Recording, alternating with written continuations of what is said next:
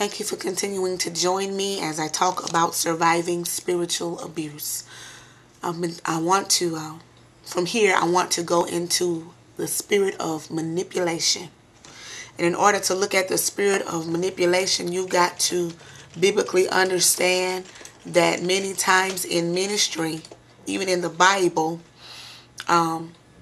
there was contention between the present leadership and the leadership that was to come, or the leadership that God was raising up. When I think about this, I think about David and Saul. Understand that David, the man after God's own heart, was anointed to be king. Understand that this is the same David that wrote the Psalms, the same David that slew Goliath. Even when he killed Goliath, the people began to say, Saul has slain his thousands, David his 10,000s. Understand that at that moment, Saul knew exactly who David was. He was not mistaken. So I want to say to the young leaders out there, anybody that can hear from the Lord, they know who you are. They know that you're coming up. And I find that I'm going to expose the spirit because many people in the previous generation have missed their season. I say that as a woman of God. They have truly missed their season. And now that there is a generation on the rise that's willing to say yes to God, they're kind of looking like, and who are you? I've been here all these years. Who are you to just be coming on the scene? And so the spirit of Saul, which is the spirit that comes to destroy the generation or the inheritance, creeps into the heart of a leader. And when that happens, many times there can be manipulation. What do I mean by manipulation? When you've got a gift and it's used to promote someone's program or someone else's agenda, instead of them being concerned as to whether or not you are doing what God has called you to do in the will of God. We have to look at that and say, is it Spirit of God? Okay? And I will say this. I've already said I love everybody. I'll say it again. I love everybody. But I myself have experienced serving ministries for years. First one there, last one to lock up, giving time, talent, money, efforts, everything. Sacrificing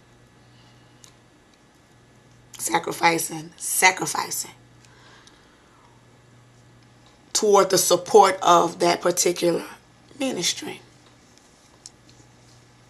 And then when God called me to minister, I was told that I was not able to, even down to saying God didn't call me to do. Down to doubting and refusing to support. All in the name of God. So then I had to wonder, whose kingdom are we building? Are we building kingdom of man?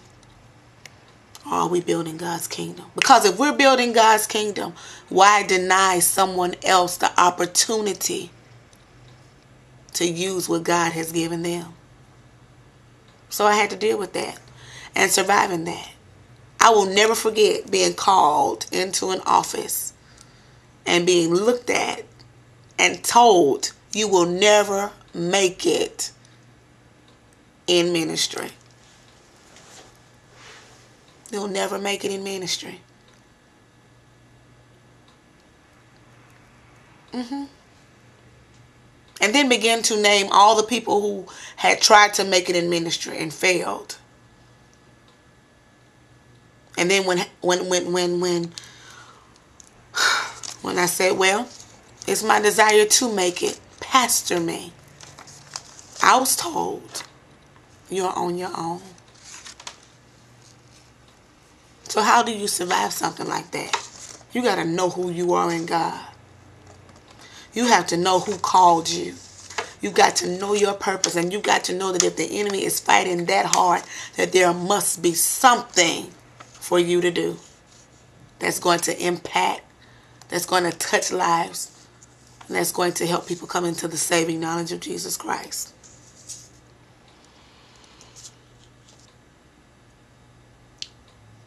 Ultimately, though,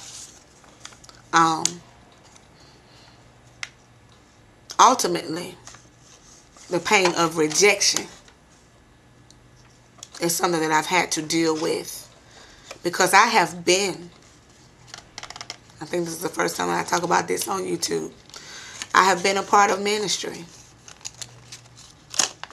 that said, thank you for all you've done for us. But this letter serves as your letter of notice that you are effective immediately no longer a member of this church. Being lied on, being charged with being jealous, and having to put back the pieces after you know in your heart of hearts that you were only trying to be a blessing to the people of God. And then having to watch people believe that you were out to destroy them when you were only trying to do what God called you to do. Again, much love, much respect. But if we're going to get this right, we're going to have to get right with God. We're going to have to get real with God's people. How did I survive that? Grace.